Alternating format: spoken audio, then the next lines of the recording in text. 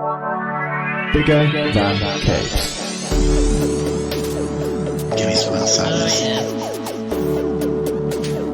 Yeah, I was looking forward to it, and then I watched it.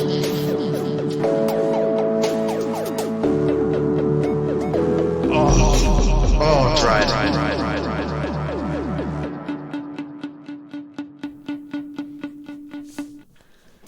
Hello, welcome to Bigger Than Capes. I'm Zach, and this week I'm joined by Angela. How you doing? I'm doing all right, thank you. Yes, in person. Yeah, for the first time in... Forever. Ever? Yeah, ever. It's our first live... This is our first actual in-person recording, yeah. I'm proud of us. This is... Hooray. We've got through a pandemic. Yeah, allegedly so. It's been, 8 months of us recording on Skype? Slightly longer if you factor in the previous podcast life. Yes, yeah, there was a previous podcast live. A year of... It's a year. Of Skype. And it's nice to have people in my house and see people. Sorry, in the Bigger Than Cape studio. I'm going to get something. Yes. Yeah. Let's create the illusion that that's real. Stick it on the door. Yeah. So, here we are. Yeah. I don't really have comic book news because, once again, I'm not paying attention to the news enough. No. So I figure we do like a Zach and Angela catch-up thing. We can do that. So have you been reading any comics? Weirdly enough, yes. I don't know why I've been doing that, but yes. So something that I've been reading recently that came about because I saw a page of this comic, someone tweeted it, and I thought, that looks really interesting, I must check it out. And it's Mr. Invincible.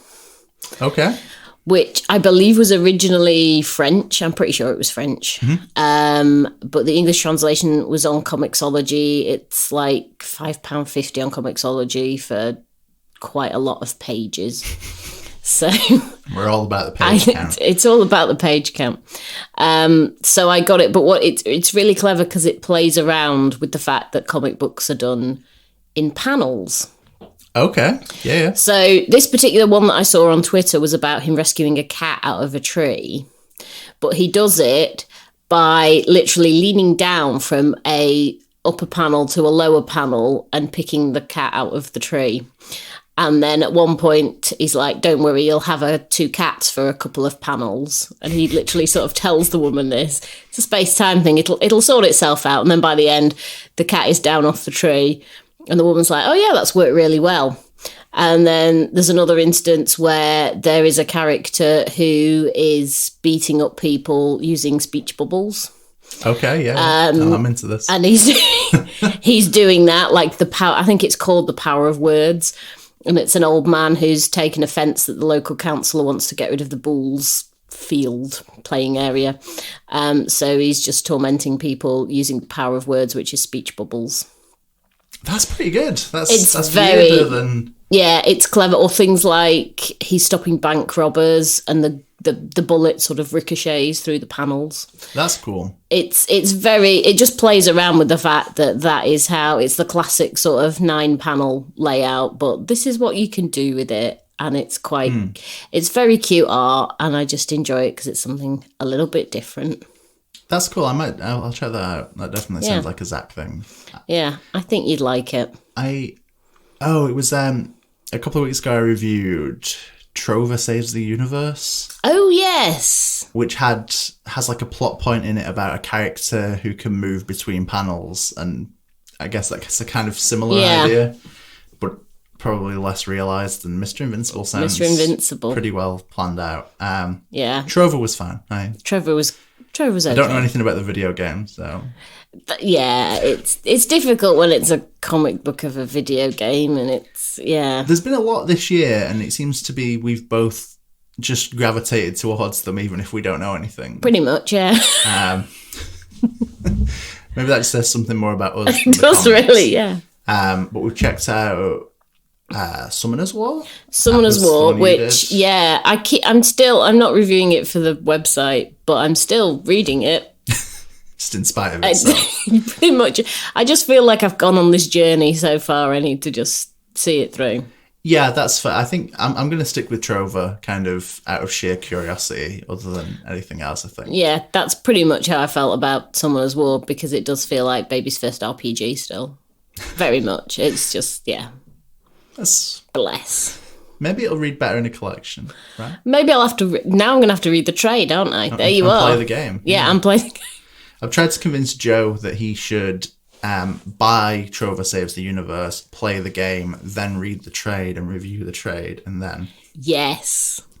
I'll review the issues cluelessly, and he'll, like, you know, sweep in at the end with some knowledge. That would be... Yeah, can we get him to do that? That's his kind of thing. I don't know if he wants it, but that's my plan, and that's what I'll pitch to him. Persuade him. I can't think what else I've been reading. Yeah, I think more than anything, I've been reading stuff for the site. Some things are very much dragging still. I've mentioned previously that I've got Middle West and Hack Slash that are like 18-issue books. I've been trying to read bits from in between. All the things that are like single issues that... Yeah. I feel like anything that's like a complete collection is a little bit more flexible on when the like coverage comes out, because people have probably already had singles, trades. I think it's rare that you're coming to something as a complete collection if you don't know a little bit. Yeah, you've already had some of it in some form or other. I'd like to think so. One day I will finish my review of Hack Slash. Maybe not today and maybe not tomorrow. But one day. I'd like to think my Middle West review is done, but I don't know. Yeah, it'll come out. But yeah, I'm trying to shy away from 18-issue volumes until I've finished Hack Slash. Yeah. Because I am a sucker and I'll just easily get drawn in. I feel like I've only read stuff like podcasting things or websiting things. I'm trying to think. I mean, like I say, I've read something that wasn't this week, which was nice for a change. It's a novelty when you have some free time. It's like, oh, look, I can read some other things. And I've read Sleeper, which I'm going to review for the website anyway, but it's from the guy who did Line of Duty. He's written a comic. So I'm told. Which was on the radio, apparently. It's slightly disturbing when both my nan and my mum know more about a comic than I do. That is a weird one. I don't think my parents know anything about anything I'm into more than I do, ever. No. Slightly worrying that they listen to that. They're like, oh, Angela should read this. It's interesting, isn't it, that if you're a TV writer or a celebrity from somewhere else and you do a comic, you get more coverage than people who do it all the time. Yeah.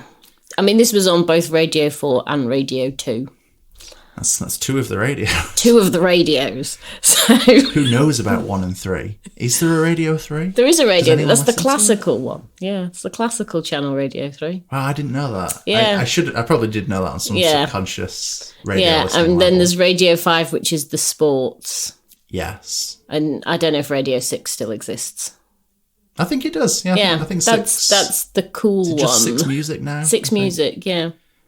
Yeah, 6 still exists. But yeah, it is a bit weird and a bit annoying that if you are someone involved in TV writing or film writing or acting or musicianing, that you will get coverage that no one else will get, even if your book is average. I mean, there are a handful of exceptions that I can think of, but it's always like... I distinctly remember the day my mum came and knocked on my bedroom door and it's like, they just said on the radio they're going to kill the Human Torch. And obviously, that didn't last long, did it? No. Was it Hickman who killed the Torch? Oh, probably. And then Spidey takes over for a bit. Yes. Yeah, so that was like breaking news. Not a good thing to wake up to. It's like, what? No, not the Human Torch.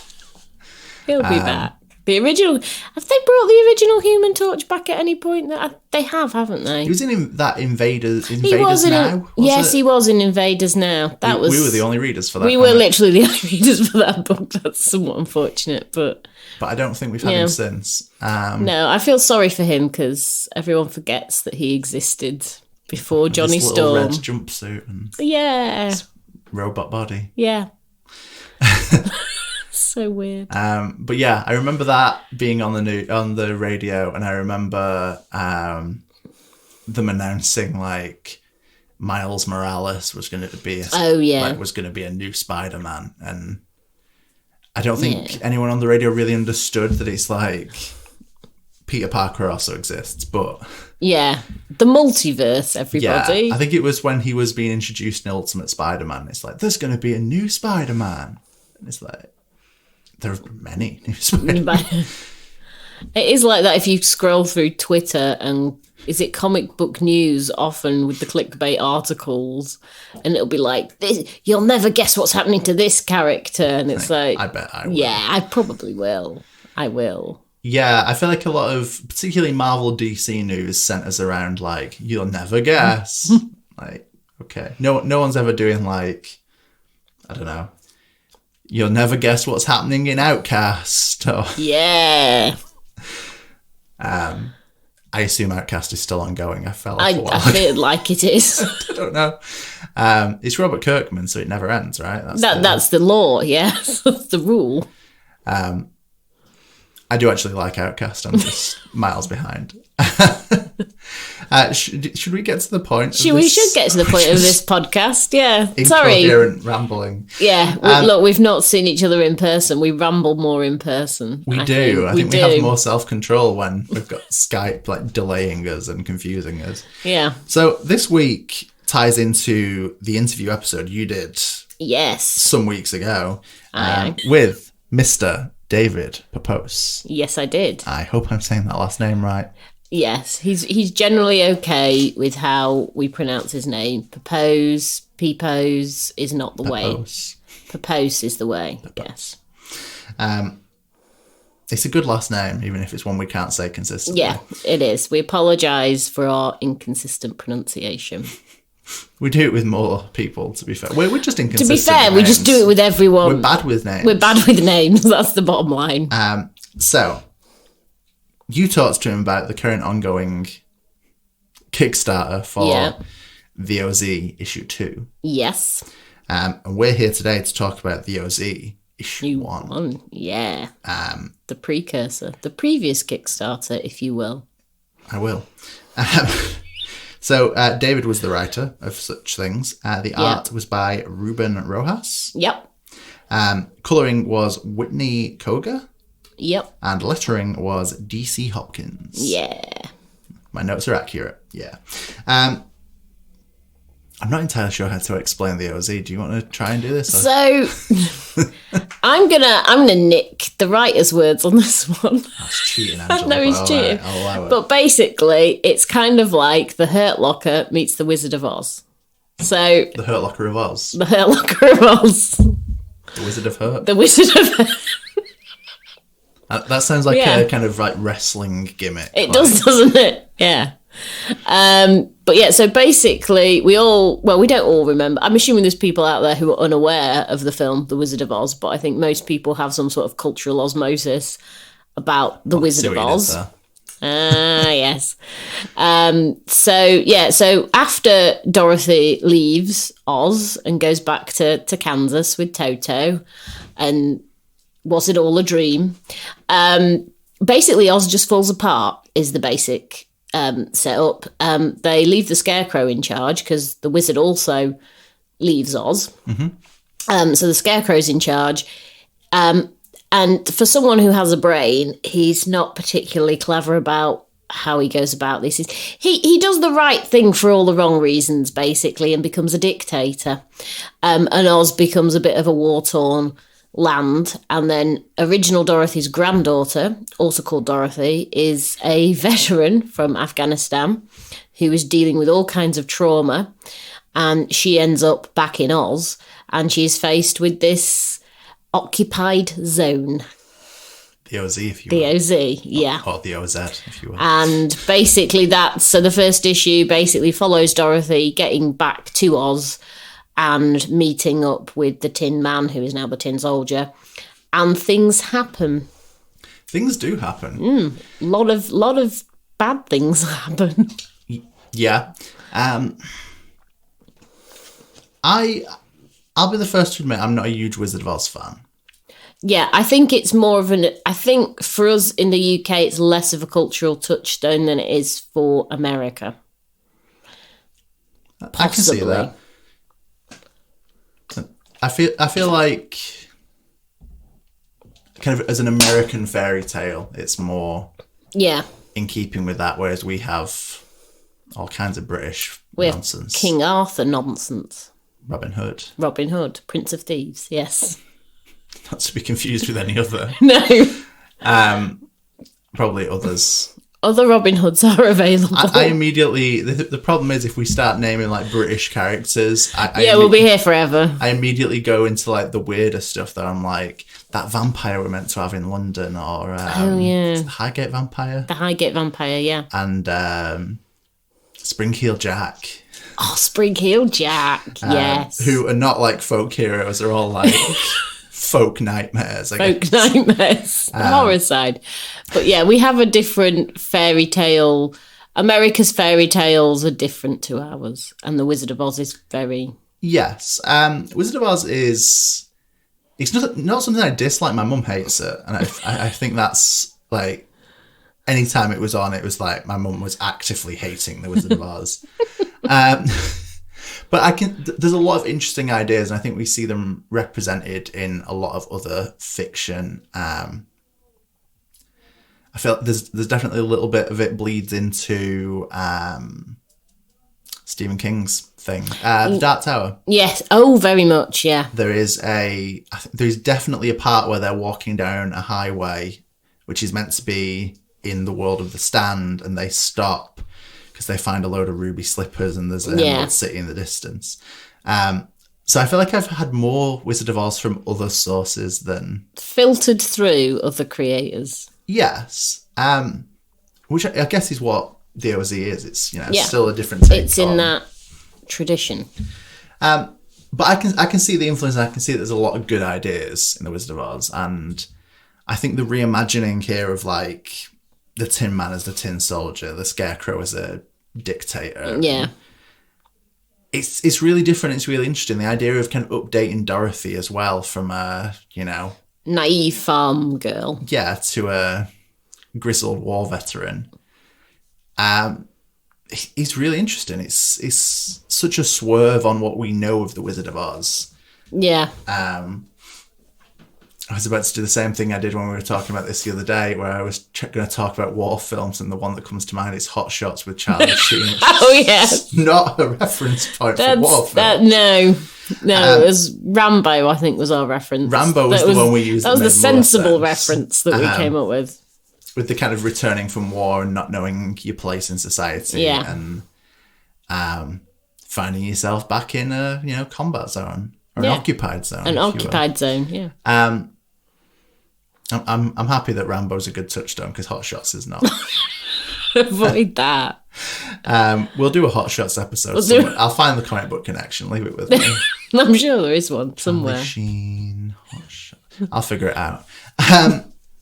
But I think it's an interesting kind of take, and the kind of scene setting we get of Dorothy in Kansas and her return, her time spent with her grandmother, and her getting swept away by the tornado.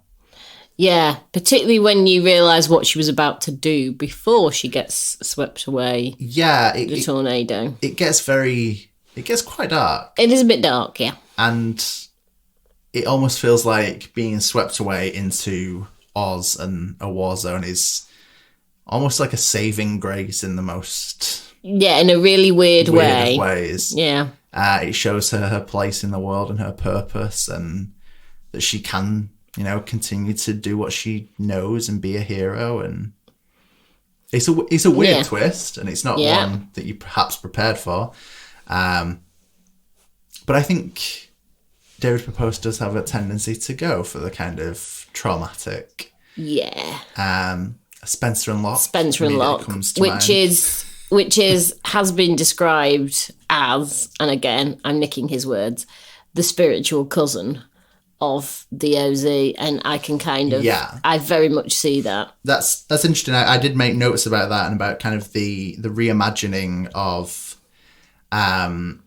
the Wizard of Oz characters. It feels very similar to the kind of reimagining of classic comic book characters. So obviously Calvin and Hobbes is right there. But also, you know, we've seen other characters represented that are kind of throwbacks to old comics. Older classic comics. Comic strips. Yes.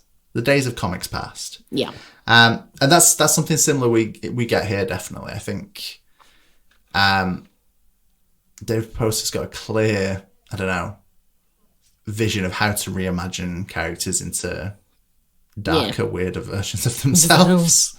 Trauma. And don't get me wrong, it's not a bad darker weirder. No. It's a darker weirder that I'm very into, I think. Very much, yeah.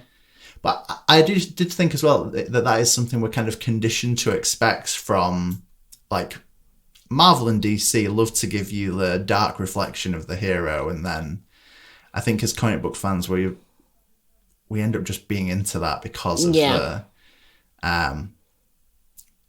consistency with which we get it. Obviously, I know it was even a complaint with like the MCU films that everyone ends up fighting the dark version of themselves. But that is comics, you know. That's Spider-Man's great, but Venom. Yeah.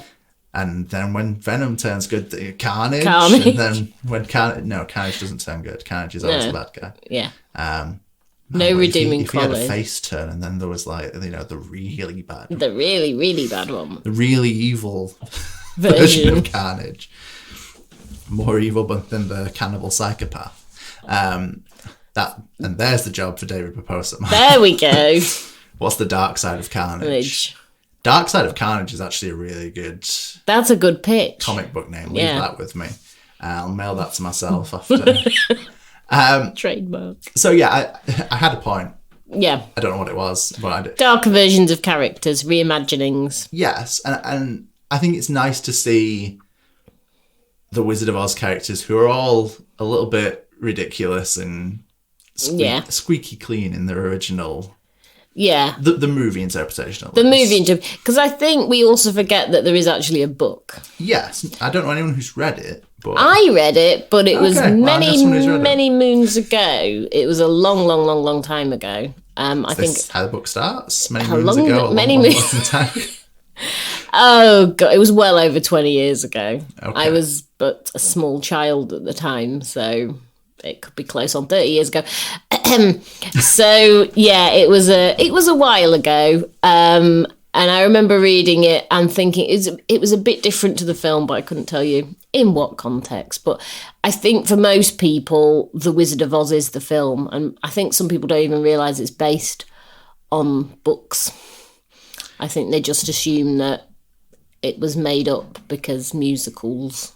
I mean, it's true of some things. Yeah. Like Grease.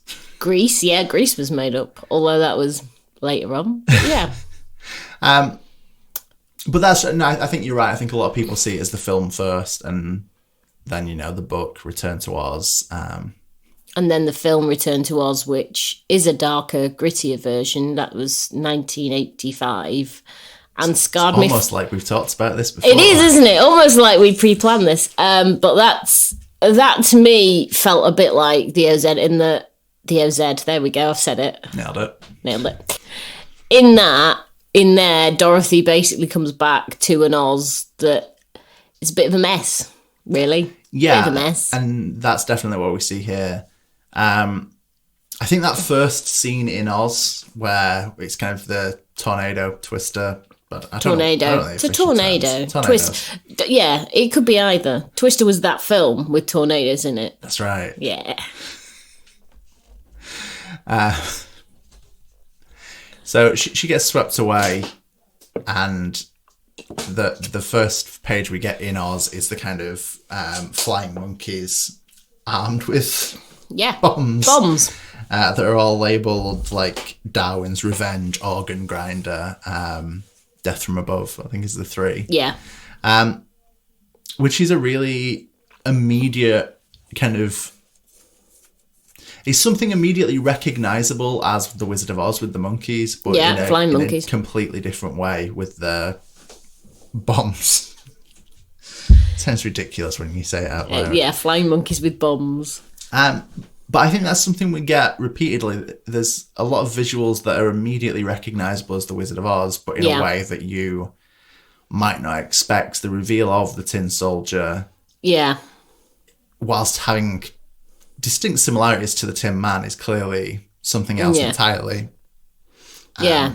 It's like he's evolved into... It's gone from the Tin Man, has evolved into the Tin Soldier. Yes. But you can see the similarities. Yeah, definitely. And when we kind of get the backstory explained, so this is almost like it's almost like 2 issues in one. I think it's 60 pretty pages. Much. It's a cover to cover. Yeah, you get a lot of comic. Yes, and later on we kind of get an explanation as to how we got here. And for the Tin Man, we basically get a great line of narration about that all it cost him, was his hard-earned heart. Yeah, and that's just really good. It's that one really tragic. Yeah, because the Tin Man was always my favourite character. Yeah, in The Wizard of Oz. Everyone's, right? Yeah, well, anyone who was sensible. I don't know whether that was just because of my love of robots and he looked kind of like a robot, and as a kid that's what I latched onto. I don't know. Yes. But he always felt a little bit more tragic in a way than the other 2. Because although the Scarecrow was like, I don't have a brain, he had the intelligence to recognise that he didn't have a brain. But he was quite... Some people don't. So chalk one up to him. But he seemed quite sort of happy-go-lucky and, he had it all along. And the lion was cowardly, but fear is important and you can get over fear and all the rest of it. But not having a heart, that's like... It felt a bit more difficult for him to earn that than the other 2. Not to say that the other 2 didn't earn it. It was fine. But I always felt that his journey was the more interesting, certainly from a human perspective, because we always talk about what makes people human. And it's not really brains and courage. It's having a heart. So, yeah, I felt like that. But so the fact that he, gave that up and, sacrificed that to become the Tin Soldier, that was emotional. Yeah, definitely. I think that's what makes it such a good line of dialogue and gives... Yeah. I think the implication of where the Tin Man came from to find his heart to then go back again. Well, not go back again, but become something else entirely at the cost of that. As a full story arc is really interesting and really tragic. Yeah. We obviously haven't seen too much from the Lion or the Scarecrow at this point. Lion is coming in issue 2. Issue 2 will be the Lion's issue. And I like lions. So. Lions especially are good. Ones that can talk. Yeah, talking lions are the best. So I am interested to see how his journey has affected him, and equally to see how the Scarecrow's journey is. I mean, I imagine you don't, get a brain and immediately become a dictator. I mean, I don't know. It's not happened to me, no. But yeah, it'd be interesting to get inside his head a little bit and see, because I don't think that he's doing it from a place of, hey, I'm evil now. No, I can see it's kind of explained in this as, is it like an Oz in chaos? Is it easier to control than an Oz not? Basically, yeah. Like Oz in peacetime doesn't work, so it has to be falling apart and obviously it's interesting because in the Wizard of Oz film, at least, it's not really presented to us that they're at war and the world's falling apart, but a lot is up, There's a lot of... I mean, Dorothy kind of gets that impression, I think, in the film as she's wandering around. But I think the fact that it's a 1930s musical means we can't... It kind of hides the... Yeah, it kind of hides the dark underbelly. Because they are, thinking of the books themselves, they are a bit darker, I think, than the way that it's been portrayed in that film. You get little hints in the film. Yeah, of course. And I think... I guess it's something you don't immediately think of it as like a land in turmoil, and no, it's just, there's the evil witch flying around, and that's not great. But yeah, aside from that, it's not like a Lord of the Rings scenario. No, yeah, I guess here it's almost presented as that. It's presented as that she was the ultimate evil, but she kept everything in check in a way. It's like balancing the Force. Yeah, it's like, yeah. I don't know how to continue that metaphor. No. Thank you. But that's where I'm going with it. But do we... I'm going to cut this if I'm wrong, but do we get told that there are cannibal munchkins in this issue? I believe it's hinted at, but I will just need to check. Yeah, I think we're hinted at that there's cannibal munchkins and the... flying monkeys are attacking people as they travel around, which... Yeah. I just never even considered cannibal munchkins. And the more I say cannibal munchkins, the dumber it sounds. Cannibal munchkins. Yay. But that in itself, is a show of how, on every level, this world has been reimagined. Yeah.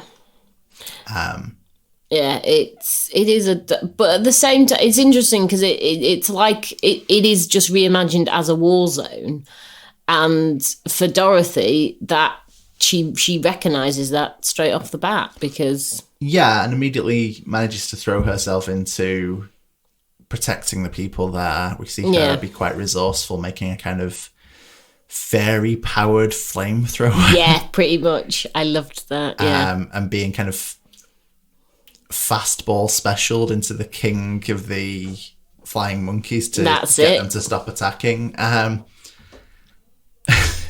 It's all of that is ludicrous. It sounds crazy, but it works really well. It does. It's a great action sequence. I think as an issue, there's a really good balance of the kind of character work and the trauma that sets Dorothy up as a character. Yeah.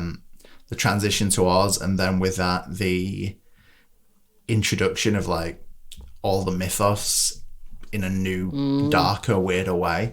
And then the execution of, the action sequence, the kind of realizing she recognizes this and where she belongs, and realizing her grandmother isn't completely insane. And yeah, it's like, no, everything Grandma Dorothy told her was absolutely true. Yeah, which is really interesting. And I guess this is the thing, we don't really think about like the fallout of the Wizard of Oz, of what does Dorothy tell everybody when she gets back, like with, just, hey, I bought some shoes. These ruby slippers. Yeah, it's like she has to explain something and no one would believe that.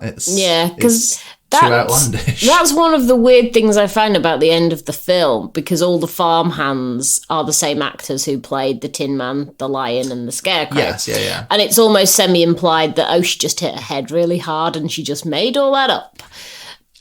And there is a little bit of that in this at the start, but then it just completely commits to, nope, this is a real thing. This is a real thing that's happening. Yeah, and it's something that I think quite frequently it feels like either we get but it was all a dream, or the implication that it could all have been a dream, or it's really close to. I've even said it of things like the first series of like Stranger Things could have so easily been, but it was all a D&D game. Yeah. There's so many kind of frequently coming up narratives that end in a kind of, but was it real? So I guess that's a similar thing with The Wizard of Oz. Yeah. Don't kick the mic stand.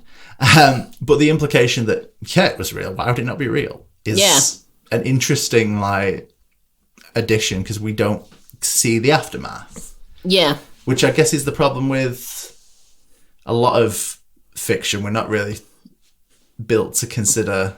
A lot of fiction isn't really built with the idea that you'll think about what comes next. Yeah, I mean, it's true of a lot of films, and that's one of the problems is when they decide to make a sequel to said film. Yeah. Because we've got an end point, we've done an ending without the expectation, but it did really well. So now we're going to have to slap together a sequel somehow. I mean, we did get Return to Oz, so clearly someone thought about what happened next. But then again, that's based on the books, because the book series doesn't end with The Wizard of Oz, so you've got something to draw on, which I get. But if you look at let's pick Star Wars, everybody, because that's a thing. I'm going to be controversial. So basically, you have, he did episodes 4, 5, and 6, and 6 ends Death of the Emperor. The Empire's slowly being dismantled, and then the EU's like, no, the Empire's totally not been dismantled, and this happens, and then Disney reboot it, and the Empire's totally not been dismantled. But then, instead of doing a sequel series, George Lucas went and did a prequel series, because he was like, I want to show you how we got to that end point. But he wasn't interested in what happened after. He did turn that over to writers and all the rest of it. And then when the actual sequel series came out, I was not a massive fan of The Force Awakens, because it was like, so what the hell was the point of everything? We had the end of the Empire, but the Empire didn't end, and we're just rehashing the same thing again. Yeah, I can see that. And I think if you did read any of those novels that were set like after the death of the Emperor, which I did, I think we all did probably. Yeah. I don't think I read any of them in order, though, or any of them with a sense of understanding. No, nor did I. I think I got some of them from the school library, which I think is a bad sign, and ultimately just baffling. Yeah, very baffling. So, no, I think that's very true. The kind of the one set of fiction that fits into fills in the blanks of the original trilogy and then the prequels. Presumably also had books. I don't know. They did, yeah. I've got a novelisation of The Phantom Menace upstairs, but that exists, yeah. But then the fact that all that can be stripped away and we can have a new canon of what happened between films and after films and during films. Yeah, it's a similar idea, I guess. Yeah. And it happens with a lot of classic fiction that people do, unofficial sequels and unofficial. The Time Machine is one. The Time Machine, is it? I think Do Androids Dream of Electric Sheep has got other people wrote sequels. It's like, they can keep them. I don't need this. We don't need any more of that. I think that's the problem with really good literature, is the point of it is that it has this great ending, but at the same time, it doesn't freeze that universe in time. Yeah, that's true. That's how fandom in general works when it's a popular canon. It's like fans will consume the thing to the end of the canon and be happy with, or unhappy, usually unhappy. Usually Battlestar Galactica, with the end of canon, and then they will sort of take the story on in their own little unique ways. So nothing ever really ends in terms of media or, films, TV, whatever. It has a canon ending, but then the universe itself doesn't cease to exist. That fictional universe doesn't. Everyone's just like, oh yeah, it's ended. Let's just give up, because people have emotional investment in it. And they want to, they're like, what does happen to that universe? There is no end point to there is an end point to the universe, so scientists tell me. There's an end point to everything, but it's like, so nothing just happens. It's like the end of The Wizard of Oz. Dorothy goes back home, the wizard goes off to wherever it is the wizards come from. What does happen to Oz? Because Oz doesn't, obviously Frank L. Baum wrote books to explain this, but if you'd just seen the film, you'd be like, so what does happen to Oz then? Because there probably will be a bit of a power vacuum going on. Yeah, and I guess the Ozzy answers that question. Did you think this was the direction we were going to go in with this? Really didn't, but it's us, so we can. We tend to go deep into the unexpected. Indeed, we've gone very deep into the nature of storytelling. Yes, we have. But it is interesting to me that this does answer the question of what comes after. And it's not always happy. No, it's fairly horrible. It's not a nice place to be, and it's interesting to tell like a fantasy war story that's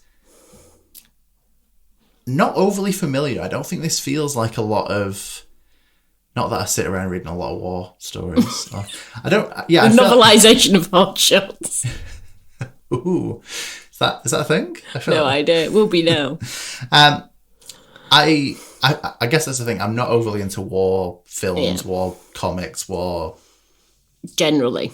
Yeah, not a fan of war. I guess that's my hot take on war. Not a fan.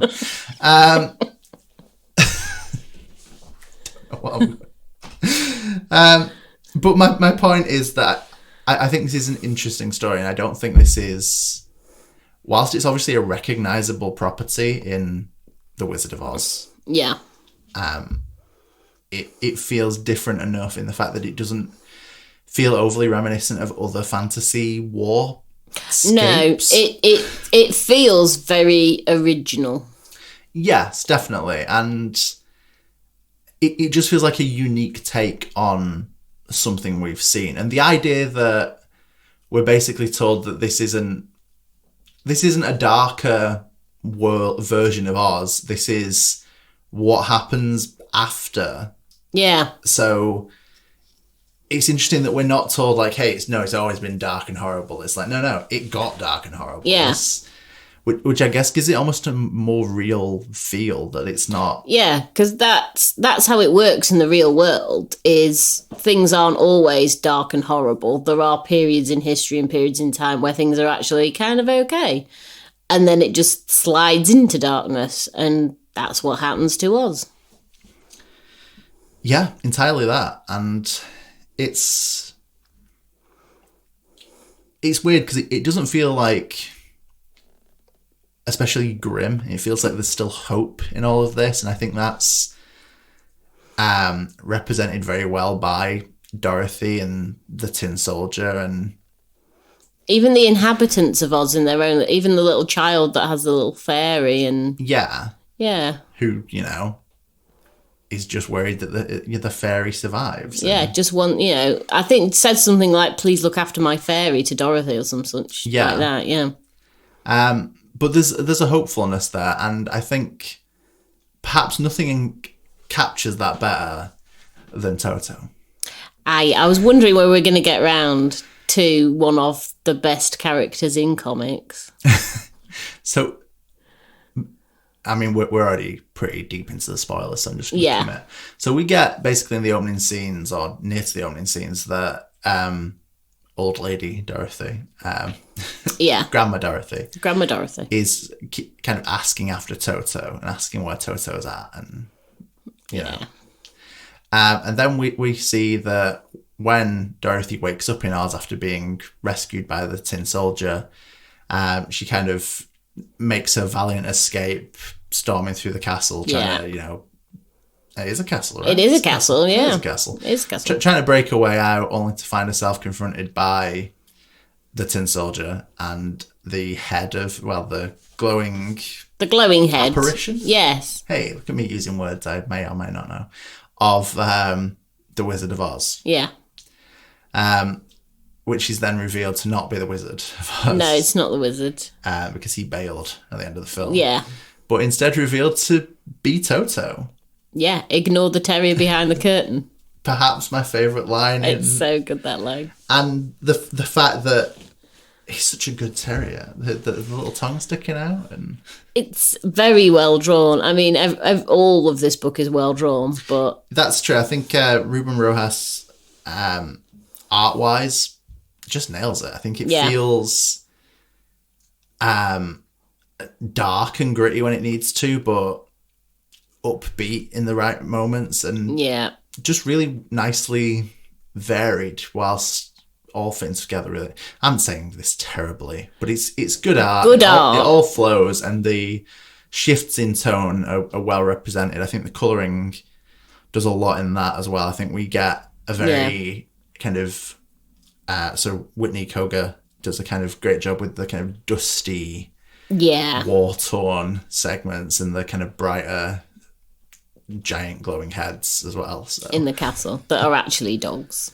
They're actually dogs. And I think both reveals, so the reveal of the flying monkeys when they first arrive, when Dorothy first arrives to Oz, and the reveal of the terrier behind the curtain, Yeah. is two really well done scenes. And yeah. I guess it's one per issue if we like split it. Pretty much, yeah. It's like if you would have split that into two, yeah. 2 chunks of 20 something pages. Yeah. But really nicely done, both of them. I think it's rare that you get like character reveals or like location reveals that are so consistently like, well, damn, all right, yeah. Yeah. It's fun. I like it. And I had a really good time reading this. I wasn't really sure what to expect. I mean, off the back of Scouts Honor, Spencer and Locke going to the chapel, I had high hopes. Yeah. And I think this book delivers on that. It gives me what I was hoping for. Yeah, because I wasn't sure. Because even though I had read all of his back catalogue, I was a little bit like, I don't know about it. It doesn't, But then I actually read it. I was like, oh God, this is really good. Why did not I back this the first time it was on Kickstarter? And now you've got a second chance. Now I've got a second chance, which is excellent. I feel like this feels... it does feel standalone enough and original enough that the knowledge of the Wizard of Oz isn't particularly important, I think. No. I mean it'll help if you... It'll help. I mean, it's like the bit... But what's interesting is, like, you'll even get something out of it, like Grandma Dorothy asks about Toto, and if you don't know who Toto is, and then you have the reveal of Toto, and then Toto actually asks, does she think about me? Which is the best, isn't it? And it's like, yeah, every day. Even if you were completely unaware of the fact that there was a Toto, and in the film Judy Garland literally carried that dog around forever, you would still get that emotional connection out of it. Yeah, that's definitely true. I think it does a good job of introducing these characters and these ideas independently from what you already know. So it doesn't feel dependent on the Wizard of Oz. No. I think it works as a war fantasy. That's a genre. Take it. Yeah. It's a genre now. It works as a war fantasy. Definitely. Comic. And at no point feels burdened by what it's trying to continue. No. So yeah, I really like this. Yeah. And I'm looking forward to the second issue. I think it's going to be equally good, and I think it'll show us some new ideas that we haven't seen yet. In The Lion, if nothing else. Lion, yes, because he's going to be front and centre in the next one, along with, is it Jack Pumpkinhead? Because we get like he's on one page, but he's... Yeah, we see him kind of with somebody talking to the Scarecrow. Yeah.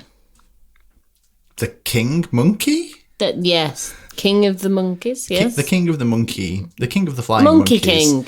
Monkey King, if you will, talking to the Scarecrow. Yeah. I think that's another one, actually. The reveal of the Scarecrow is really nicely done. Yeah, because he's still recognisably the Scarecrow, but he's just a little bit demonic. I feel like there's a little bit of, like, Batman Scarecrow bleeding into it as well, so it's not pure Wizard of Oz Scarecrow. But yeah, character designs are good. That's something I think we need to acknowledge as well. Like, it's a dream job, I imagine, in some ways, to be able to redesign something as iconic as, the Wizard of Oz. Yeah. But I think they all capture the original concept whilst being noticeably different and almost more worn and lived in. Yeah. Everyone looks like they've been through some serious stuff, Yeah. Except Toto and the glowing wizard's head. The glowing wizard's head is as good as it was back in the day. Sure, probably. Why not? But no, I really liked this. I need to stay close to the microphone. I really liked this. I feel like whilst it's... I don't know. Whilst I'm not a huge Wizard of Oz fan, there's enough in here to hook me anyway. And it even made me want to go and watch The Wizard of Oz. So what have I become? Yeah, I was the same. I was like, I need to find the book. I need to watch the film. Give me all the Wizard of Oz content now. Yeah, definitely. I feel like this is the kind of thing that does lure you back into just seeing. I mean, The Wizard of Oz, like, what, 90 minutes long? I can tackle that. It's not bad. It's in the days before blockbusters. Although, having said that, Gone with the Wind, which is a similar era, is about 20 hours long. Gone with the Wind is long. It's on one of those DVDs that you have to turn over halfway Yes, through. it is, yeah. It's my mum's favourite film, which is... But she doesn't like The Wizard of Oz. It's almost like there's a difference between those two films. I know. And also those two books, I imagine. Yeah, Gone with the Wind is a really thick book as well. Yeah, it's like over 1,000 pages. Yeah. I imagine. Yeah, it's a big chunky book. It's a serious book. Whereas the actual book, The Wizard of Oz, you can probably read pretty quick. Yeah, I imagine there's less pages. Yeah, because it was designed for children. Unlike Gone with the Wind. Unlike Gone with the Wind. It's not very child-friendly. Don't know why. Yeah, I wonder. I didn't think we were going to get on to Gone with the Wind today. There's a lot that I didn't think we were going to end up going down various avenues, and yet we have. I feel like we've gone in some directions that weren't planned for us. No. I think that's more or less everything I had to say about the OZ. Yeah. How about you? I just really, I really like it. I'm excited to see more. I'm excited to back the Kickstarter because I missed out on the first one, and to this day I don't know why I didn't. It's one of those Kickstarters I regret not backing. Yeah. So I will be definitely backing it this time. As will I. I think we'll chuck a Kickstarter link in the bio thing of this. Yes. And we'll be sharing it on our Twitter and social media, Facebook, Instagram. I don't know. Yeah, we have those things. We have the social medias. It's remembering to use them. Yeah. You know what? Actually, I think we've been pretty consistent, at least with Twitter. Yeah, we've not. Yeah, the rest of it's but our Twitter, we remember almost everything. Yeah, we're pretty good with that. But yeah, really looking forward to the next installment. I'm going to back this. You're going to back this. I'm going to back this. I encourage everyone who listens to this, which might only be a few people, but whoever you are, back it. I like to think enough people will listen. Yeah. But yeah, really excited for more. And I think that's my conclusion. In conclusion, back the Kickstarter. Yes. So thank you for listening. Yeah. We've been Zach and Angela, collectively bigger than capes, and we will continue to be. And remember that comics are bigger than capes.